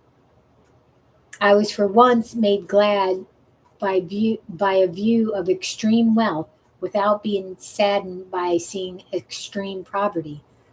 But the most astonishing, as well as the most interesting thing to me, was the condition of the colored people, a great many of whom, like myself, had escaped thither as a refuge from the hunters of men. I found many who had not been 7 years out of their chains, living in finer houses, and evidently enjoying more of the comforts of life than the average of slaveholders in Maryland. I will venture to assert that my friend Mr. Nathan Johnson, of whom I can say with a grateful heart, I was hungry and he gave me meat, I was thirsty and he gave me drink, I was a stranger and he took me in, lived in a neater house, dined at a better table, took, paid for, and read more newspapers, better understood the moral, religious, and political character of the nation than 9/10 of the slaveholders in Talbot County, Maryland. So I think that's where his disappointment lied in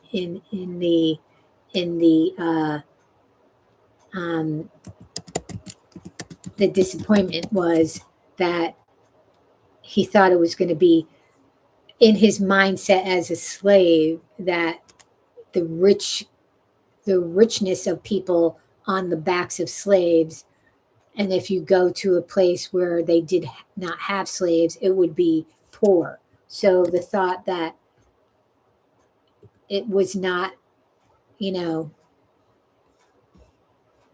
a better place. So the trickery. So New Bedford today is not the New Bedford of.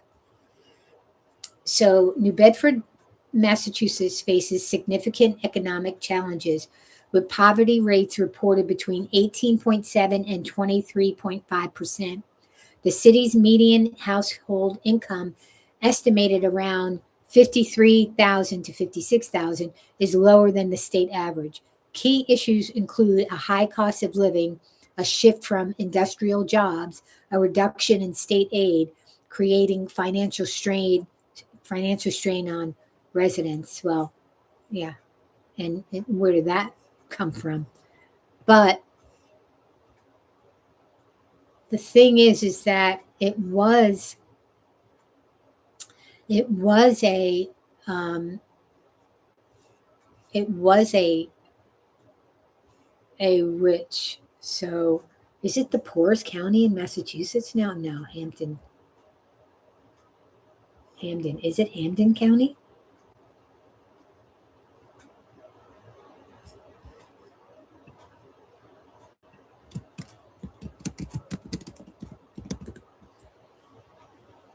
New Bedford, New Bedford, Massachusetts transitioned from the world's wealthiest city during the 19th century whaling boom to a more economically challenged post-industrial city. Today it has a median household income, we just said that, and poverty rate over 20%, offering an affordable alternative to Boston despite facing challenges from loss of manufacturing. So historical wealth. In the 1800s, New Bedford was the wealthiest city in the world due to the whaling industry, National Park Service. Post-industrial decline, the loss of industrial jobs in manufacturing, often called an economic death spiral, has contributed to its current status as a more lower income city. Modern economics as of 2023, the population is about 101,000 with a median household income. Okay, we already said that. Affordability. Despite its economic struggles, New Bedford is considered an affordable, good place to live compared to expensive areas. So it's no longer the rich. It's no longer the wealthiest. and so he is there during its wealthiest period. So his disappointment, I guess, is the depth of the lies of um, the world outside of slavery. I found among them a determination to protect. So I found the colored people much more. Oh, Maryland, okay. Yet Mr. Johnson was a working man. His hands were hardened by toil, and not his alone, but those also of Mrs. Johnson. I found the colored people much more spirited than I supposed they would be. I found among them a determination to protect each other from the bloodthirsty kidnapper at all hazards. Soon after my arrival, I was told of a circumstance which illustrated their spirit. So maybe it wasn't one. I have to do a deep dive, which illustrated their spirit. A colored man and a fugitive slave were on unfriendly terms. The former was heard to threaten the latter with informing his master of his whereabouts. Yeah, so you can't really. Straightway, a meeting was called among the colored people under the stereotyped notice: business of importance. The betrayer was invited to attend. The people came at the appointed hour and organized the meeting by appointing a very religious old gentleman as president, who I believe made a prayer, after which he addressed the meeting as follows: friends, we have got him here, and I would recommend that you young men just take him outside the door and kill him. With this, a number of them bolted at him, but they were intercepted by some more timid than themselves, and the betrayer escaped their vengeance and has not been seen in New Bedford since. I believe there have been no more such threats, and should there be hereafter, I doubt not that death would be the consequence. I found employment the third day after my arrival in stowing a sloop with a load of oil. It was new, dirty, and hard work for me, but I went at it with a glad heart and a willing hand. I was now my own master. It was a happy moment, the rapture of which can be understood only by those who have been slaves. It was the first work, the reward of which to be entirely my own. There was no Master Hugh standing ready the moment I earned the money to rob me of it. I worked that day with a pleasure I had never before experienced. I was at work for myself and newly married wife. It was to me the starting point of a new existence. When I got through with that job, I went in pursuit of a job of caulking, but such was the strength of prejudice against color among the white caulkers that they refused to work with me, and of course I could get no employment. There's an asterisk. I am told that colored persons can now get employment at caulking in New Bedford, a result of anti-slavery effort. Because even though, despite Massachusetts and Boston and that area being like abolitionist and helping and all that, uh, you know, there's racists there. When they were segregating and they were busing to integrate the schools, yeah, it was bad. It was disgusting. It was as bad or worse than the South. But I mean, comparing the two is like, ugh. Um, Finding my trade of no immediate benefit, I threw off my caulking habiliments, and prepared myself to do any kind of work I could get to do. Mr. Johnson kindly let me have his wood horse and saw, and I very soon found myself a plenty of work. There was no work too hard and none too dirty. I was ready to saw wood, shovel coal, carry the hod, sweep the chimney, or roll oil cask, all of which I did for nearly 3 years in New Bedford before I became known to the anti-slavery world. In about 4 months after I went to New Bedford, there came a young man to me and inquired if I did not wish to take the Liberator. If I did not wish to take the Liberator, I told him I did, but just having made my escape from slavery, I remarked that I was unable to pay for it then. I, however, finally became a subscriber to it. The paper came, and I read it from week to week with such feelings as it would be quite idle for me to attempt to describe. But the paper became my meat and my drink. My soul was set all on fire. Its sympathy for my brethren in bonds, its scathing denunciations of slaveholders, its faithful exposures of slavery, and its powerful attacks upon the upholders of the institution sent a thrill of joy through my soul, such as I had never felt before. I had not long been a reader of The Liberator before I got a pretty correct idea of the principles, measures, and spirit of the anti slavery reform. I took right hold of the cause. I could do but little, but what I could, I did with a joyful heart, and never felt happier than when in an anti slavery meeting. I seldom had much to say at the meetings, because what I wanted to say was said so much better by others. But while attending an anti slavery convention at Nantucket on the 11th of August, 1841, I felt strongly moved to speak, and was at the same time much urged to do so by Mr. William C. Coffin, a gentleman who had heard me speak in the colored people's meeting at the New Bedford. It was a severe cross, and I took it up reluctantly. The truth was, I felt myself a slave, and the idea of speaking to white people weighed me down. I spoke but a few moments, when I felt a degree of freedom, and said what I desired with considerable ease. From that time until now, I have been engaged in pleading the cause of my brethren. With what success and with what devotion, I leave those acquainted with my labors to decide. That's it. So, I'm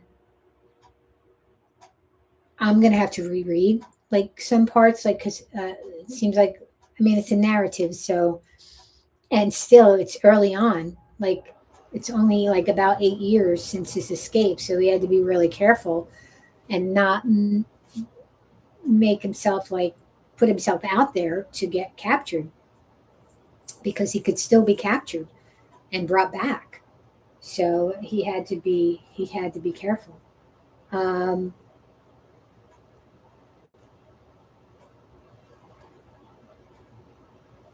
Cassie settled down. I think she might have a little bit of upset belly.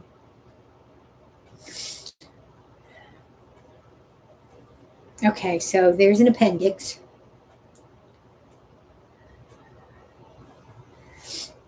Appendix. I find, since reading over the foregoing narrative, that I have, in several instances, spoken in such a tone and manner respecting religion as may possibly lead to those unacquainted with my religious views to suppose me an opponent of all religion, to remove the liability of such misapprehension.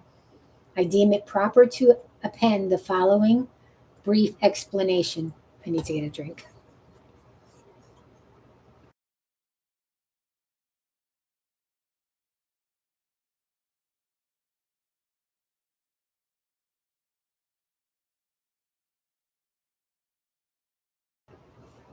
That's for those of us with misophonia, which I actually have. You have to wait, Cassie.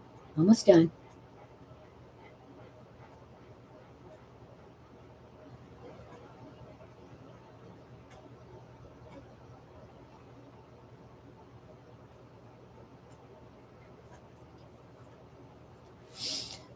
All right. So to remove the liability, so he's just appending my religious views to suppose me an opponent of all religion. To remove the liability of such misapprehension, I deem it proper to append the following brief explanation. What I have said respecting and against religion, I mean strictly to apply to the slave holding religion of this land, and with no possible reference to Christianity proper. For between the Christianity of this land and the Christianity of Christ, I recognize the widest possible difference, so wide that to receive the one as good, pure, and holy is of necessity to reject the other as bad, corrupt, and wicked. To be the friend of one is of necessity to be the enemy of the other. I love the pure, peaceable, and impartial Christianity of Christ. I, therefore, hate the corrupt, slave-holding, women-whipping, cradle-plundering, partial, and hypocritical Christianity of this land. Indeed, I can see no reason but the most deceitful one for calling the religion of this land Christianity. I look upon it as the climax of all misnomers, the boldest of all frauds, and the grossest of all libels. Never was there a clearer case of stealing the livery of the court of heaven to serve the devil in. I am filled with unutterable loathing when I contemplate the religious pomp and show, together with the horrible inconsistencies which everywhere surround me. We have men stealers for ministers, women whippers for missionaries, and cradle plunderers for church members. The man who wields the blood-clotted cowskin during the week fills the pulpit on Sunday and claims to be a minister of the meek and lowly Jesus. The man who robs me of my earnings at the end of each week meets me as a class leader on Sunday morning to show me the way of life and the path of salvation.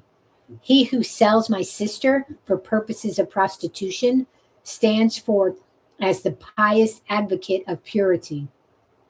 He who proclaims it's a religious duty to read the Bible denies me the right of learning to read the name of God who made me.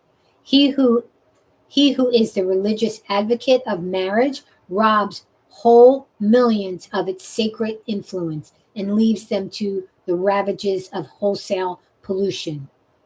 The warm defender of the sacredness of the family relation is the same that scatters whole families, sundering husbands and wives and parents and children, sisters and brothers, leaving the hut vacant and the hearth desolate. We see the thief preaching against theft and the adulterer against adultery. We have men sold to build churches, women sold to support the gospel, babes sold to purchase Bibles for the poor heathen, all for the glory of God and the good of souls. The slave auctioneer's bell and the church-going bell chime in with each other, and the bitter cries of the heartbroken slave are drowned in the religious shouts of his pious master. Revivals of religion and revivals in the slave trade go hand in hand together. The slave prison and the church stand near each other. The clanking of fetters and the rattling of chains in the prison and the pious psalm and solemn prayer in the church may be heard at the same time. The dealers in the bodies and souls of men erect their stand in the presence of the pulpit, and they mutually help each other. The dealer gives his blood-stained gold to support the pulpit, and the pulpit in return covers his infernal business with the garb of Christianity. Here we have religion and robbery, the allies of each other, devils dressed in angels' robes, and hell presenting the semblance of paradise. Just God, and those are they, who minister at thine altar, God of right. Men who use their hands with prayer and blessing lay on Israel's ark of light. What? Preach and kidnap men? Give thanks and rob thy own afflicted poor? Talk of thy glorious liberty and then bolt hard the captive's door? What? Servants of thy own, merciful Son, who came to seek and save the homeless and the outcast, fettering down the task and plundered slave? Pilate and Herod, friends, chief priests and rulers as of old combined, just God and holy, is that church which lends strength to the spoiler's thine. The Christianity of America is a Christianity of whose votaries it may be as truly said as it was of the ancient scribes and Pharisees. They bind heavy burdens and grievous to be borne, and lay them on men's shoulders, but they themselves will not move them with one of their fingers. All their works they do for to be seen of men. They love the uppermost rooms at feasts and the chief seats in the synagogues, and to be called of men, Rabbi, Rabbi. But woe unto you, scribes and Pharisees, hypocrites, for ye shut up the kingdom of heaven against men, for ye neither go in yourselves, neither suffer ye them that are entering to go in. Ye devour widows' houses, and for a pretense make long prayers. Therefore ye shall receive the greater damnation. Ye compass sea and land to make one proselyte, and when he is made, ye make him twofold more the child of hell than yourselves. Woe unto you, scribes and Pharisees, hypocrites, for ye pay tithe of mint and anise and cumin, and have omitted the weightier matters of the law, judgment, mercy, and faith. Those ought ye to have done, and not to leave the other undone. Ye blind guides, which strain at a gnat and swallow a camel. Woe unto you, scribes and Pharisees, hypocrites, for ye make clean the outside of the cup and of the platter, but within they are full of extortion and excess.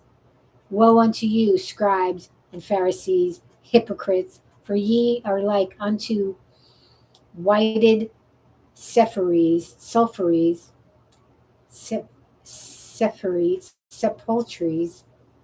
I have to look it up, which indeed appear beautiful outward, but are within full of dead man's bones and of all uncleanness.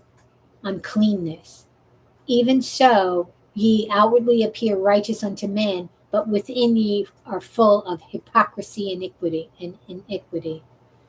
Dark and terrible as is this picture, I hold it to be strictly true of the overwhelming mass of professed Christians in America.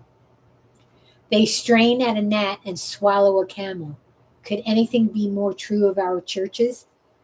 They would be shocked at the propositions of fellowshipping, a sheep stealer, and at the same time they hug to their communion a man stealer and brand me with being an infidel. If I find fault with them for it. They attend with pharisaical strictness to the outward forms of religion, and at the same time neglect the weightier matters of the law, judgment, mercy, and faith. They are always ready to sacrifice, but seldom to show mercy. They who are representative as professing to love God, whom they have not seen, whilst they hate their brother, whom they have seen. They love the heathen on the other side of the globe. They can pray for him, pay money to have the Bible put into his hand, and missionaries to instruct him, while they despise and totally neglect the heathen at their own doors. Such is, very briefly, my view of the religion of this land, and to avoid any misunderstanding, growing out of the use of general terms, I mean, by the religion of this land, that which is revealed in the words, deeds, and actions of those bodies, north and south, calling themselves Christian churches, and yet in the union with slaveholders. It is against religion as presented by these bodies that I have felt it my duty to testify. It's the same. It's the same. It'll never change. I conclude these remarks by copying the following portrait of the religion of the South, which is by communion and fellowship the religion of the North, which I soberly affirm is true to the life. Without caricature or the slightest exaggeration, it is said to have been drawn several years before the present anti-slavery agitation began by a Northern Methodist preacher who, while residing at the South, had an opportunity to see slaveholding morals, manners, and piety with his own eyes. Shall I not visit for these things, saith the Lord? Shall not my soul be avenged on such a nation as this? A parody. Come, saints and sinners, hear me tell how pious priests whip Jack and Nell, and women buy and children sell, and preach all sinners down to hell, and sing of heavenly union. They'll bleat and baa Donna like goats, gorge down black sheep and strain at moats, array their backs in fine black coats, then seize their negroes by their throats and choke for heavenly union. They'll church you if you sip a dram, and damn you if you steal a lamb, yet rob old Tony, Doll, and Sam of human rights and bread and ham. Kidnappers' heavenly union. They'll loudly talk of Christ reward and bind his image with a cord and scold and swing the lash abhorred and sell their brother in the Lord to handcuffed heavenly union. They'll read and sing a sacred song and make a prayer both loud and long and teach the right and do the wrong, hailing the brother, sister throng with words of heavenly union. We wonder how such saints can sing or praise the Lord upon the wing, who roar and scold and whip and sting, and to their slaves mammon cling in guilty conscience union. They'll raise tobacco, corn, and rye, and drive and thieve and cheat and lie, and lay upon treasures in the sky by making switch and cowskin fly in hope of heavenly union. They'll crack old Tony on the skull and preach and roar like Bashan bull or braying ass of mischief full, then seize old Jacob by the wool and pull for heavenly union. A roaring, ranting, sleek man thief who lived on mutton, veal, and beef, yet never would afford relief to needy, sable sons of grief, was big with heavenly union. Love not the world, the preacher said, and winked his eye and shook his head. He seized on Tom and Dick and Ned, cut short their meat and clothes and bread, yet still loved heavenly union. Another preacher whining spoke of one whose heart for sinners broke. He tied old Nanny to an oak and drew the blood at every stroke and prayed for heavenly union. To others oped their iron jaws and waved their children's stealing paws. There sat their children in gewgaws by stinting Negroes' back and maws. They kept up heavenly union. All good from Jack another takes and entertains their flirts and rakes, who dress as sleek as glossy snakes and cram their mouths with sweetened cakes, and this goes down for union. Sincerely and earnestly hoping that this little book may do something toward throwing light on the American slave system and hastening the glad day of deliverance to the millions of my brethren in bonds, faithfully relying upon the power of truth, love, and justice for success in my humble efforts, and solemnly pledging myself anew to the sacred cause, I subscribe myself. Frederick Douglass, Lynn, Mass., April 28th, 1845. The end.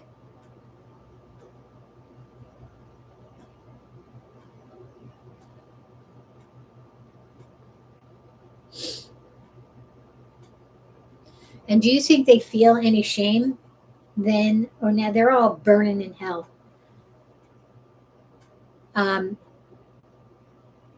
Do you think the people now feel any shame for anything that they're doing right now?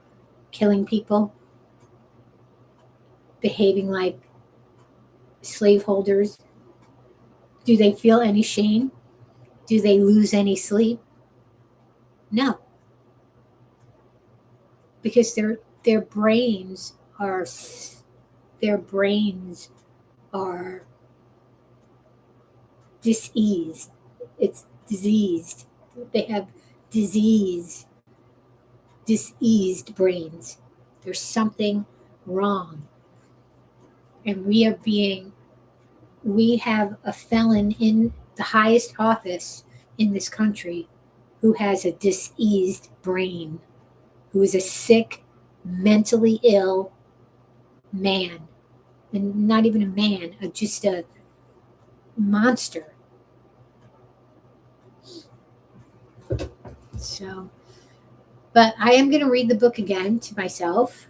I may come back on and talk about like the poems that he wrote, the parody, and some of the other passages that he wrote, and like practice so I can properly read it, and get used to some of the old English that's in there, and then also pronunciations, But thanks for listening to me. I'll probably come back on and talk about him, but I'm glad I finished reading it before the end of Black History Month.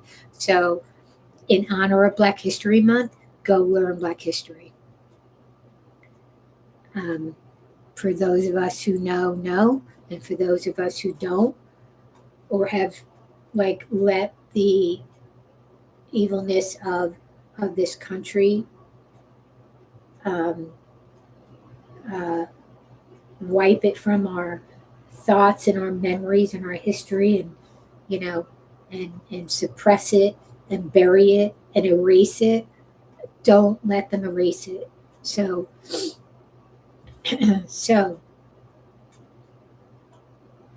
learn Black history. I rescued the book that Robert Neely, he didn't write it, but he put it in there, and then he had his notes in there. So I can't tell you how many books from the local college that they were getting ready to dispose of that had to do with Black history. Shameful. A state college, not a private university, state. Shameful that they caved in to this monster illegally squatting in the White House that was built by slaves. It's despicable, and we need to find a way to get him out, and we need to find a way to get this country set back on the path, because we were never great. We were never great. We were on a path to becoming responsible and inclusive, and what the idealist ideas of what America should be, even though it was committed genocide against my people and my ancestors on one side of the family, and enslaved the other side of the family. So there was the population that said, okay, so we're here. Let's make amends. Let's get on the path to goodness. America was never great. Never. It might have been great before it was colonized, before it was stolen, before genocide was committed, because the tribes worked together to appreciate the land, and didn't go about stealing other people's land and annihilating those people, and then kidnapping other people from another continent to enslave them for hundreds of years, and then with the end of slavery, that was not the end of slavery. There are still slavery behaviors and slavery systems in this country. And we were working to get rid of that. And then that part of the population who has diseased brains cheated and got back in. So we have to work towards grabbing that back. We'll never, ever convince those people to change. They're too far gone and they're too sick in the head. There are probably small numbers of people who may, change, but really, a tiger doesn't change its stripes. A scorpion doesn't change its need to sting. So you're not gonna change those people. They are not changing, and they're breeding and they're teaching their children, and they're wiping out the education system for critical thinking. So those children who I met, who, because they were exposed to critical thinking, which they're trying to wipe out, can have separated from their families who are sick. But the more they try and wipe out these systems, the more backwards we're going to go, and they're still breeding. So I guess I'll end with that. And I'll come back on and talk more about Frederick Douglass, and I'm going to find other books that I can read, or other writings of Frederick Douglass through the Internet Archive.org that are copyright free. So learn about the true history of this country and how it started and the foundation it was built on. And we cannot go backwards. We cannot go backwards. We just can't. It's happening, but we have to find a way to stop it. With that, thanks for listening. Thanks for stopping in and joining me on listening to the life of Frederick Douglass, his narrative. And he was, part of the reason why Black History Month was designated, because of him and Abraham Lincoln. So have a good night, and I'll talk to you soon. I might pop on later to do some updates for what's in my timeline, but have a good night. I don't know how to end my stream. Oh, there it is. All right, good night, everyone. Bye.